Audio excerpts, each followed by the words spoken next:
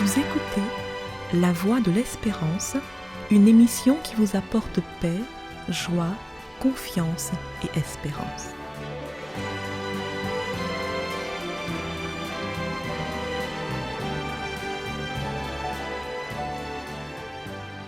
Bonjour la Guyane et bonjour à tous depuis la Guyane.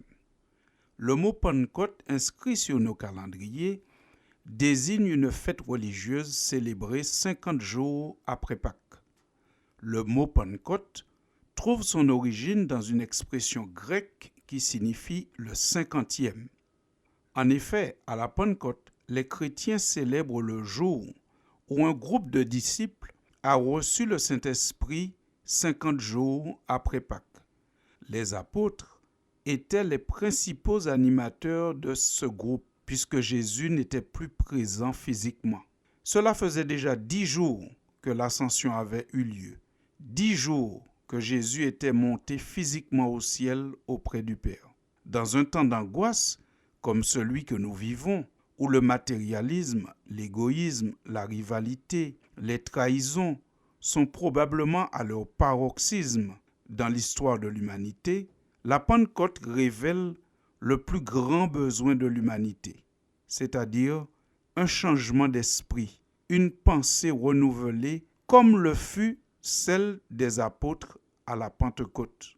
Le récit de la Pentecôte se lit ainsi dans le livre biblique appelé Actes des Apôtres au chapitre 2. Le jour de la Pentecôte, ils étaient tous ensemble dans le même lieu. Tout à coup, il vint du ciel un bruit comme celui d'un vent impétueux, et il remplit toute la maison où ils étaient assis. Des langues semblables à des langues de feu leur apparurent séparées les unes des autres et se reposèrent sur chacun d'eux.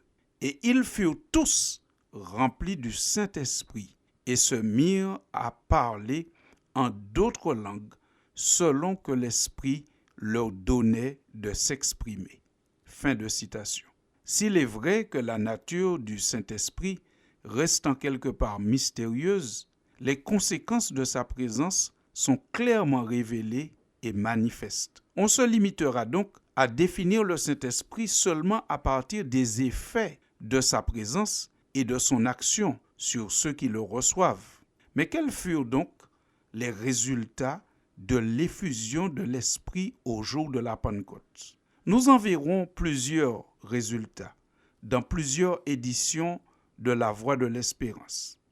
Mais le premier résultat sur lequel nous voulons nous arrêter aujourd'hui, c'est le fait que les tensions s'apaisent et les relations s'améliorent. Oui, vous avez bien entendu. Quand le Saint-Esprit arrive, les tensions s'apaisent et les relations s'améliorent.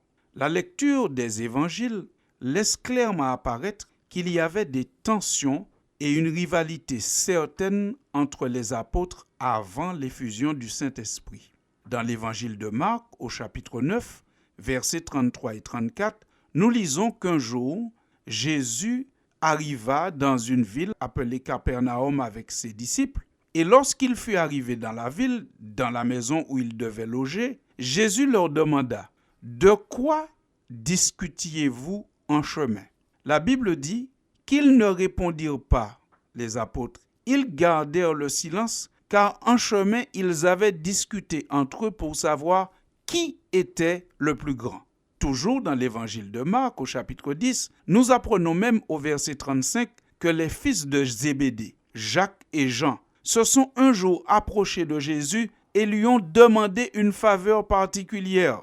Ils ont dit à Jésus, au verset 37, « Accorde-nous d'être assis l'un à ta droite et l'autre à ta gauche quand tu seras dans ta gloire. » Parfois même, on voit entre eux, entre les apôtres, un sentiment de supériorité, puisque Pierre, un jour prenant la parole, dit à Jésus, « Quand tu serais pour tous une occasion de chute, tu ne le seras jamais pour moi. » Matthieu 26, verset 33. Nous sentons ici que Pierre pense que les autres peuvent trahir Jésus, mais jamais lui. Il est au-dessus des autres.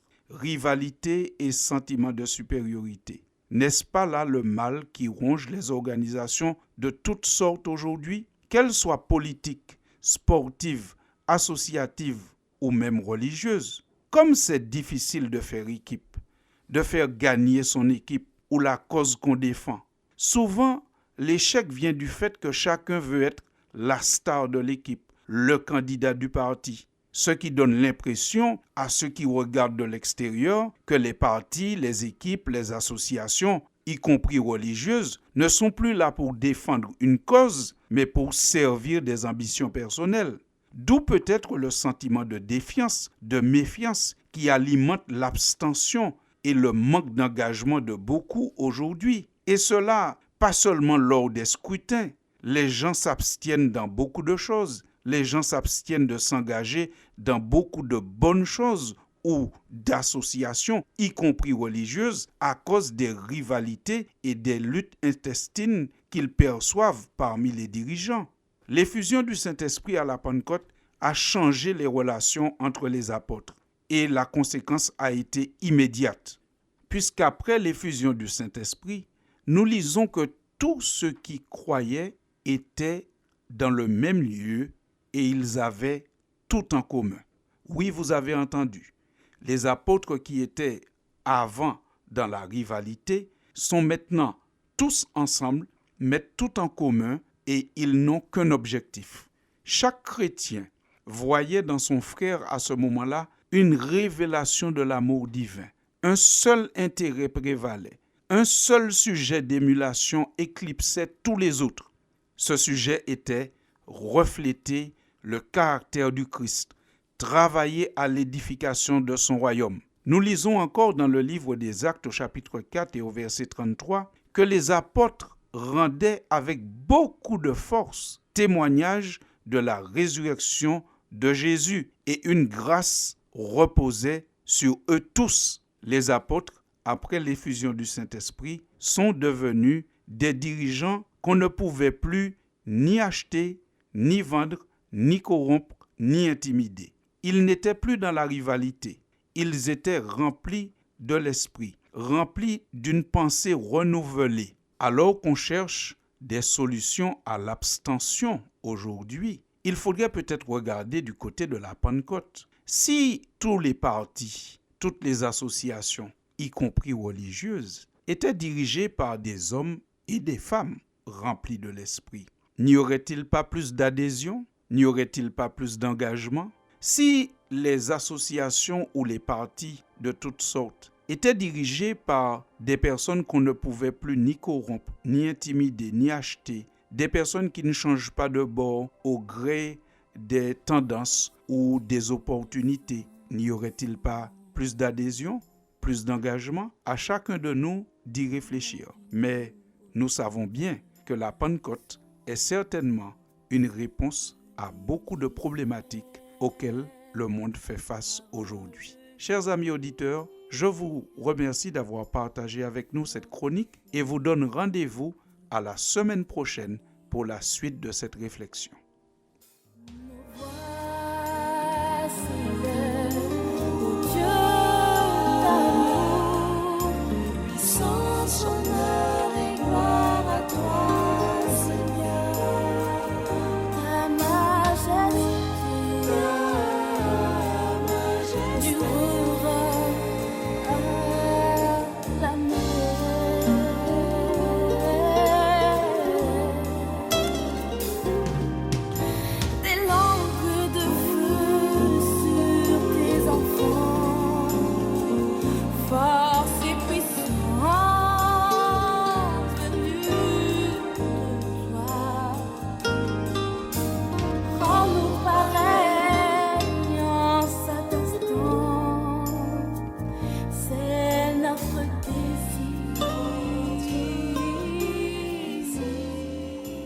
C'était La Voix de l'Espérance, une émission préparée par l'Église adventiste du 7e jour.